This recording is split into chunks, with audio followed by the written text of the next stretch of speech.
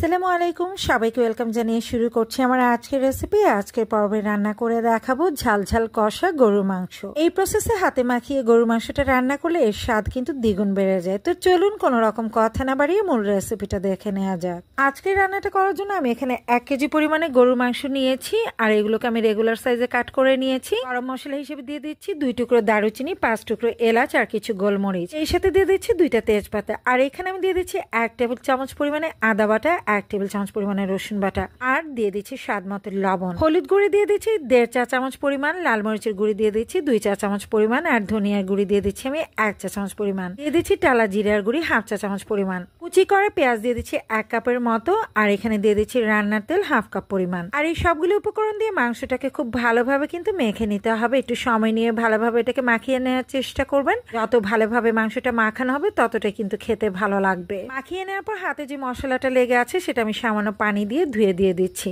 এবার ঢাকনা দিয়ে ঢেকে এটাকে কষিয়ে নিব, তবে মাঝে মাঝে কিন্তু উল্টে পাল্টে দিতে হবে। আর আমি প্রায় 10 মিনিট মতো কষিয়ে নিয়েছি, আর দেখতে পাচ্ছেন এখন কিন্তু যথেষ্ট পরিমাণে পানি উঠেছে। আবারও ঢাকনা দিয়ে ঢেকে রান্না করব, তবে কিছুক্ষণ পর পর কিন্তু অবশ্যই উল্টে পাল্টে দিতে হবে। আজকের এই কষা গরু মাংস রান্না আমি কোনো এক্সট্রা পানি ব্যবহার করব না। এই কষিয়ে নেওয়ার মাঝে কিন্তু মাংসটা অনেকটাই সেদ্ধ হয়ে গেছে। আমি প্রায় 20 থেকে 25 মিনিটের মতো কষিয়ে নিয়েছি, আর এখনো যথেষ্ট পানি রয়েছে। এই পানিতে কিন্তু মাংসটা সেদ্ধ হয়ে যাবে। আমি একদম চুলার আঁচ কমিয়ে দিয়ে এটাকে রান্না করে নিব। আপনারা যদি মনে করেন যে এই পর্যায়ে আপনাদের পানির প্রয়োজন হবে, তাহলে কিছুটা ফুটন্ত গরম পানি আপনারা ব্যবহার করতে পারেন। কিছু গরু মাংস আছে যেগুলো কিন্তু দীর্ঘ সময় রান্না করতে হয়, বাট আমি যে মাংসটা নিয়েছি সেটা কষানোর মাঝেই প্রায় 80% মতো হয়ে গেছে। দিয়ে দিচ্ছি কিছু গোটা কাঁচামরিচ জাস্ট ফ্লেভারের জন্য, আর ঢাকা দিয়ে ঢেকে এটাকে আরো কিছুটা সময় রান্না করে নিব, যাতে করে মাংসটা পারফেক্টলি সেদ্ধ হয়ে যায়।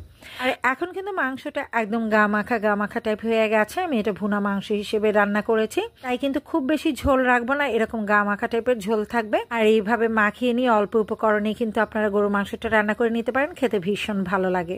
আই হোপ রেসিপি ভালো লেগেছে। ভালো লেগে থাকলে লাইক, কমেন্ট এবং শেয়ার করে দিবেন। যারা আমার ফেসবুক পেজ থেকে রেসিপিটি দেখছেন, প্লিজ আমার পেজটাকে ফলো দিয়ে সাথেই থাকার অনুরোধ রইল। খুব শীঘ্রই দেখা হবে নতুন কোনো রেসিপির সাথে। সে পর্যন্ত সবাই ভালো থাকবেন, সুস্থ থাকবেন। আল্লাহ হাফেজ।